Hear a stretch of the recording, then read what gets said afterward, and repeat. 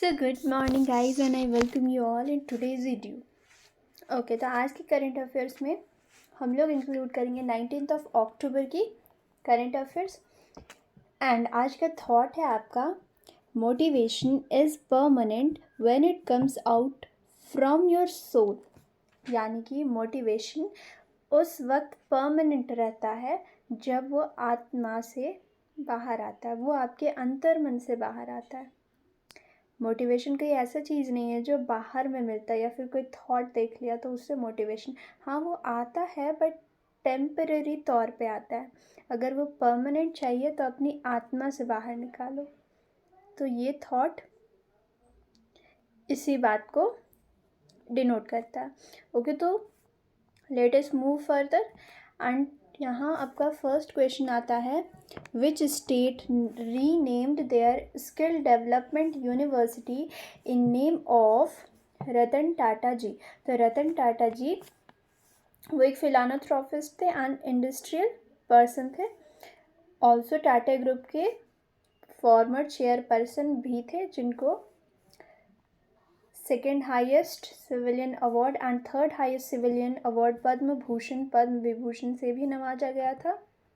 And इनका death अभी 9 अक्टूबर 2024 में ही हुआ था। ठीक है, तो इन्हीं के नाम पे कौन सा स्टेट अपने स्किल डेवलपमेंट यूनिवर्सिटी का नाम रखा है? तो इसके ऑप्शन है यूपी, महाराष्ट्र, पंजाब, झारखंड।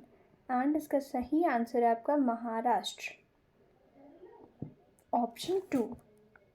ओके, तो अब नेक्स्ट क्वेश्चन आता है, world food day is celebrated on 15 अक्टूबर, 16 अक्टूबर, 14 अक्टूबर और 12 अक्टूबर।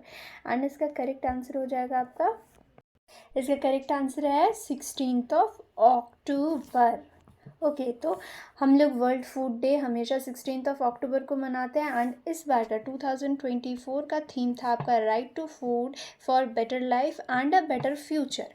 एंड अगर पूछा जाए कि वर्ल्ड फूड डे को फर्स्ट टाइम कब मनाया गया था, तो फर्स्ट टाइम आपका सेलिब्रेट किया गया था इसको 16 अक्टूबर 1945। ओके, इसको याद करिएगा।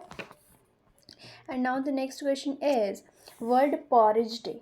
अब ये पॉरिज क्या होता है? तो पॉरिज दलिया होता है, जैसे कि इसको मिल्क में डाल करके बनाया जाता है। ये दलिया रागी का भी होता है या फिर गेहूँ, मकई, किसी भी चीज़ का हो सकता है। और ये नमकीन भी होता है, मीठा भी होता है। ठीक है, तो वर्ल्ड पॉरिज डे ये देखने में कुछ ऐसा होता है, कितना टेस्टी दिख रहा है ना। ठीक है, तो इसको सेलिब्रेट किया जाता है एवरी ईयर 10 अक्टूबर को। अब देखिए नेक्स्ट है, international day for the eradication of poverty is celebrated on 16 अक्टूबर, 17 अक्टूबर, 15 अक्टूबर और 18 अक्टूबर। कब मनाया जाता है?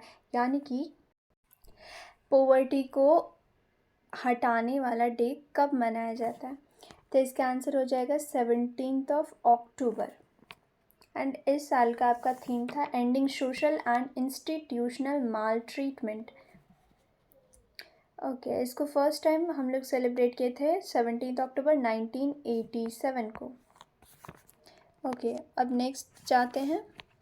नेक्स्ट क्वेश्चन है, storm Milton recently hit Florida, Alabama, Georgia, gulf of Mexico. तो स्टॉर्म मिल्टन अभी रिसेंटली किस स्टेट को हिट किया था? तो ये आपका आया था अभी, ये अभी हिट किया था आपका फ्लोरिडा का। ठीक है, जो कि आपका यूएसए का साउथर्न स्टेट है। यूएसए में एक साउथर्न स्टेट है। ओके, एंड इस स्टेट का खासियत ये है कि ये चारों तरफ से, यानी कि मतलब बोल सकते हो मेनली ये वाटर से घिरा हुआ है, सी है, बीचेस है। ठीक है, तो उसी की वजह से इसमें बहुत ही ज़्यादा बुरा वाला स्टॉर्म आया था इस साल। और ये स्टॉर्म पिछले 100 साल के बाद आया है, इतना ख़तरनाक था ये। ठीक है, और अगर बात करें फ्लोरिडा की, तो ये रहा उसका मैप। एंड इसका कैपिटल है तालाहासी।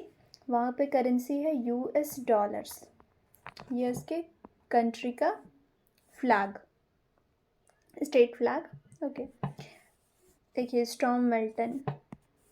एंड नेक्स्ट क्वेश्चन है, recently president present President of India, that is Draupadi Murmu, inaugurated the Vishwa Shanti Buddha Vihara in which state? तो विश्व शांति बुद्ध विहारा किस स्टेट में अभी द्रौपदी मुर्मू जी ने इनॉग्रेट किया था? मध्य प्रदेश, उत्तर प्रदेश, महाराष्ट्र और तेलंगाना। तो इसका करेक्ट आंसर है आपका तो Maharashtra state.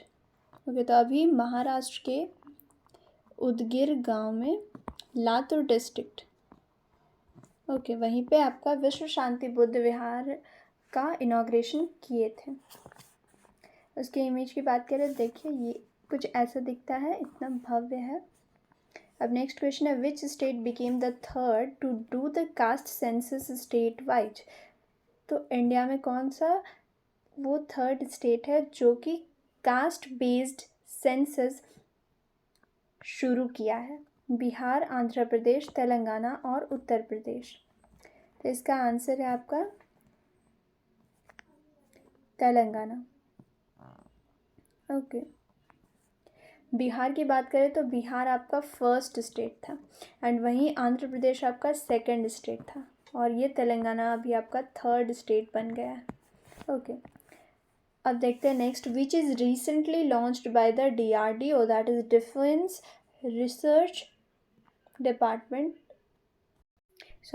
Not department, defence research development organisation.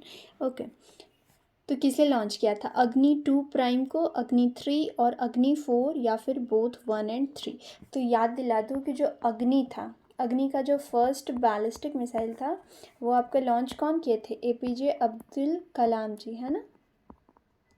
और ये एक बार मतलब फेल भी हो गया था फर्स्ट टाइम, बहुत अटेम्प्ट के बाद इसे सक्सेसफुली लॉन्च किया गया था और इसी पे उन्होंने अपनी एक बुक लिखी थी, है ना। कलाम जी ने इसी सक्सेसफुल अटेम्प्ट के बाद बुक लिखी थी, द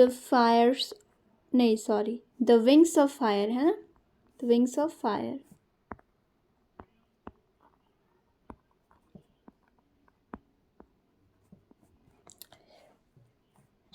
तो अभी रिसेंटली उसका कौन सा एडिशन अभी लॉन्च किया गया है, यही क्वेश्चन में पूछा जा रहा है।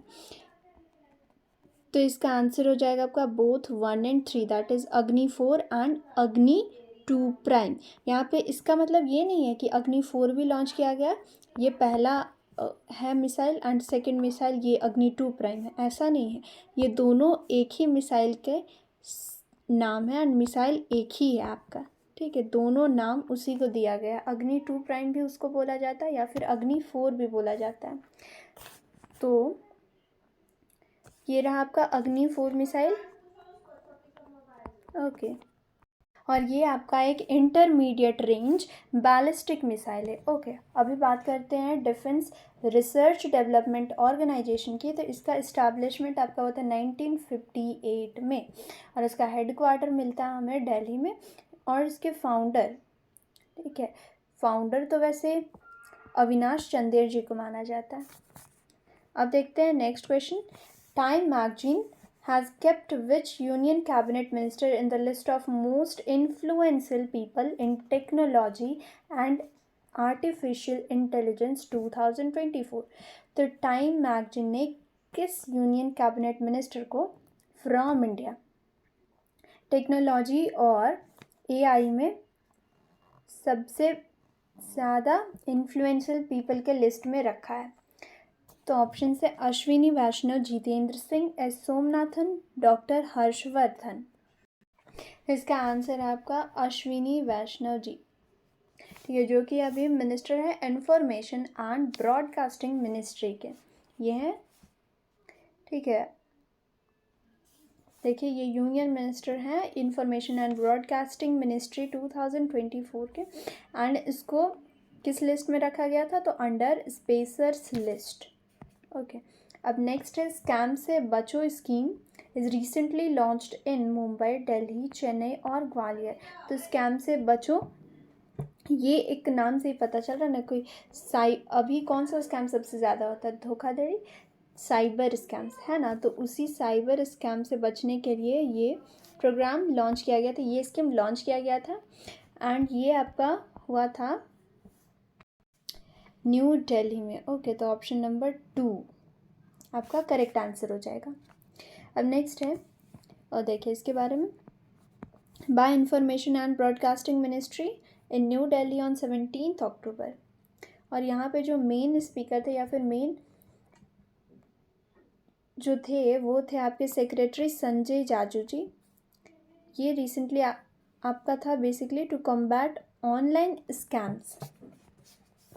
अब नेक्स्ट है, the international Vishwa Abhidhamma Divas is celebrated on 17 October, 18 October, 19 और 10 अक्टूबर। तो इसका आंसर हो जाएगा आपका 17 अक्टूबर। That is option number 1 is your correct answer. और यहाँ पे जो अभिधम्म है ना, ये क्या है? अभिधम्म मतलब होता है द हायर टीचिंग, मतलब उच्चतम शिक्षा। और अभिधम्म के ही नाम पे जो बुद्ध जी थे उनके टीचिंग्स को राइट किया गया है, मतलब लिखा गया है उनके एक डिसिपल के द्वारा। ठीक है, तो इसके जो ऑथर है वो है आपके वासुबंध जी। कौन? वासुबंध जी। ओके, इसके ऑथर कौन है? वासुबंध जी। और यहाँ पे देखिए, तो ये डे बेसिकली किस लिए मनाया जाता है? तो to revive the lord Buddha and his consciousness filled teachings. तो उनके जो इतने भी शिक्षा थी उसका प्रचार प्रसार और उसको दुनिया के सामने लाने का ही मोटिव है। एंड इसको सेलिब्रेट किया गया था on the eve of consideration of Pali as a classical language. तो पाली को अभी ये हाल ही में क्लासिकल लैंग्वेज का दर्जा दिया गया, तो उसी के सेलिब्रेशन में इसको मनाया जा रहा था। क्योंकि जो ये अभिधम्म है, ठीक है, ये आपका बेसिकली पाली लैंग्वेज में है। एंड बुद्ध जी भी जितने भी आपके सरमन्स दिए हैं वो सभी पाली लैंग्वेजेस में। ओके, देखिए अभिधम्म का मीनिंग है द हायर टीचिंग। इसके ऑथर है वासुबंधु जी। एंड ये जो अभी प्राइम मिनिस्टर हमारे उन्होंने सेलिब्रेट किया था इन विज्ञान भवन न्यू दिल्ली ऑन 17 अक्टूबर 2024। वहाँ का देखिए इमेज। देखिए नेक्स्ट क्वेश्चन है, world hospitality day was inaugurated this year in Abu Dhabi, Seoul, Beijing, Washington. The answer is Abu Dhabi. Option 1 Abu Dhabi. तो वर्ल्ड हॉस्पिटैलिटी डे आपका अबू धाबी में इस साल मनाया गया था। एंड वो मनाया जाता है to manage hotel managements and related sectors. कब हुआ था? तो ऑन 24 अप्रैल 2024। अगर बात करें फादर ऑफ इंडियन हॉस्पिटैलिटी की, ठीक है, तो वो हैं आपके राय बहादुर मोहन सिंह ओबरॉय। ये उनका इमेज। ओके, अब नेक्स्ट क्वेश्चन देखते हैं, who won the title of miss India world 2024? Option है निकिता पोरवाल, रिया सिंघा, ध्रुवी पटेल और ऋतुपोरी। तो किसने अभी मिस इंडिया वर्ल्ड 2024 का टाइटल जीता है? तो इसका आंसर है आपका निकिता पोरवाल। ऑप्शन 1 निकिता पोरवाल। यह आपके उज्जैन से हैं, मध्य प्रदेश। ये है इनका इमेज। ओके, अब नेक्स्ट क्वेश्चन है, according to the rating agency S&P global ratings by which year India will become the third largest economy of the world? तो अभी इंडिया की बात करें तो वो 5th largest economy in the world है। एंड यहाँ पे पूछ रहा है कि जो एक लिस्ट निकाला गया है या फिर बोल सकते हो एक एस्टिमेटेड फ्यूचर का डिपिक्शन किया गया है by the rating agency S&P global ratings. तो किस साल तक भारत विश्व का तीसरा सबसे बड़ा इकोनॉमिक कंट्री बन जाएगा? ये एस्टिमेटेड कौन सा ईयर था? 2040 या फिर 2030 या फिर 2045 और 2050? तो इसका आंसर हो जाएगा आपका 2030। That is option number 2030। अब नेक्स्ट देखते हैं, next chief justice of India will be YV Chandrachud, DY Chandrachud, Sanjeev Khanna और राजीव खन्ना। तो इसका आंसर है आपका संजीव खन्ना। तो संजीव खन्ना आपके 51st CJI यानी कि चीफ जस्टिस ऑफ इंडिया बनने जा रहे हैं। अभी तक बने नहीं हैं, बनने जा रहे हैं। अभी जो करंट है वो कौन है, वो आपके DY चंद्रचूड़। ठीक है, अब देखिए यहाँ से एक और क्वेश्चन बनता है। इसका आंसर तो आपका संजीव खन्ना जी हैं। ये जो अगर मैं पूछूं कि सबसे longest serving chief justice of India कौन है, तो वो है आपके YV चंद्रचूड़, जो कि DY चंद्रचूड़ के फादर रह चुके हैं। ठीक है, एंड इनका जो ड्यूरेशन था वो था आपका पूरा मिला करके 7 year and 4 months, 7 साल 4 महीने। ओके, एंड वही नेक्स्ट क्वेश्चन ये भी बनता है कि वो कौन से चीफ जस्टिस ऑफ इंडिया थे जो कि जिनका सबसे शॉर्टेस्ट ड्यूरेशन था, तो वो थे आपके कमल नारायण सिंह, जिनका कार्यकाल बस 17 दिनों का था, ओनली 17 days। एंड वही नेक्स्ट क्वेश्चन बनता है कि वो पहली फीमेल जस्टिस ऑफ इंडिया का नाम बताइए, चीफ जस्टिस ऑफ इंडिया। तो ये थी आपकी फातिमा बीवी, फातिमा बीवी। ठीक है, अब नेक्स्ट क्वेश्चन पे आते हैं। नेक्स्ट क्वेश्चन है, first Indian female player to complete the tally of 100 played football matches. तो पूरे भारत में उस लेडी या फिर उस फीमेल फुटबॉलर का नाम बताइए जो अपने 100 मैचेस को पूरा करने वाली पहली महिला है। तो ऑप्शन से आशा लता देवी, नागन बाला देवी, पूर्णलता देवी और प्रेमलता अग्रवाल। आप तो बहुत लोगों को याद होगा कि प्रेमलता अग्रवाल कौन थी, वो एक पर्वतारोही है ना, झारखंड से, झारखंड के जमशेदपुर से। तो ये तो होंगे नहीं। ठीक है, यहाँ पे इसका आंसर हो जाएगा आशा लता देवी जी। वहीं नागन बाला देवी ये भी एक फुटबॉल प्लेयर हैं। ओके, और इनके नाम पे भी एक रिकॉर्ड है। तो कौन सा रिकॉर्ड है, तो ये है कि नागन बाला देवी पहली इंडियन फीमेल फुटबॉलर है जो कि 50 इंटरनेशनल गोल कर चुकी हैं इंटरनेशनल मैच में। ओके, तो अब देखते हैं नेक्स्ट क्वेश्चन। नेक्स्ट क्वेश्चन है यहाँ पे, और देखें, और बात करें 100 मैच की, तो वो इनका अभी रिसेंटली कंप्लीट हुआ था, जिसमें इन्होंने पाकिस्तान को डिफीट किया था। अब next question, who became the second Indian female cricketer to enter into the ICC hall of fame, Neetu David, AB de Villiers, Alastair Cook और ऑल ऑफ दीज।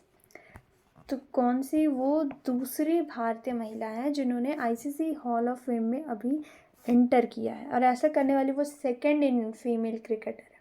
तो इसका आंसर हो जाएगा आपका Neetu David, option 1 Neetu David. देखिए, ये है नीतू डेविड जी, और यहाँ जो दो और नाम है AB डिविलियर्स एंड एलिस्टायर कुक, ये इन दोनों का इमेज है। तो ये नीतू डेविड इन दोनों के साथ ही इंटर हुई हैं, तीनों को एक साथ ICC हॉल ऑफ फेम में इंड्यूस किया गया है। ओके, अब देखिए, अगर इनके बारे में पूछा जाए तो वो एक लेफ्ट आर्म, सॉरी यहाँ पे स्पेलिंग मिस्टेक है, लेफ्ट आर्म यानी कि बाएं हाथ के स्पिनर है, and current chairman of selectors for Indian female team. कौन सा टीम, तो क्रिकेट टीम। ओके, और देखिए नेक्स्ट क्वेश्चन है, rank of India in the global hunger index 2024 is 105, 104, 106, 103। तो रिसेंटली पब्लिश हुआ था आपका ग्लोबल हंगर इंडेक्स 2024 एंड उसमें भारत का रैंक क्या था? तो भारत का रैंक था आपका 105।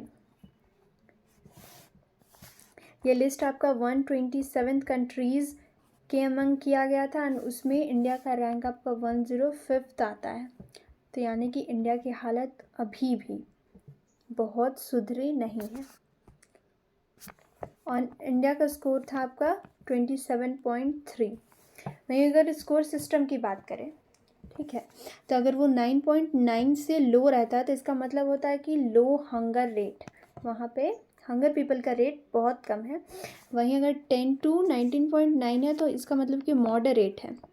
35 to 49.9 है तो इसका मतलब कि अलार्मिंग, मतलब कि चौंको नहीं, मतलब सतर्क हो जाओ कि तुम्हारे यहाँ भूखे बढ़ रहे हैं। एंड वहीं अगर 50 से ज़्यादा है तो इसका मतलब कि बहुत बुरी हालत है। ओके, नेक्स्ट क्वेश्चन आते हैं, the new form of lady of justice has. तो अभी हाल ही में न्याय की देवी की जो मूर्ति थी, ठीक है, उनकी मूर्ति को बदला गया है। तो उसमें क्या क्या बदला हुए हैं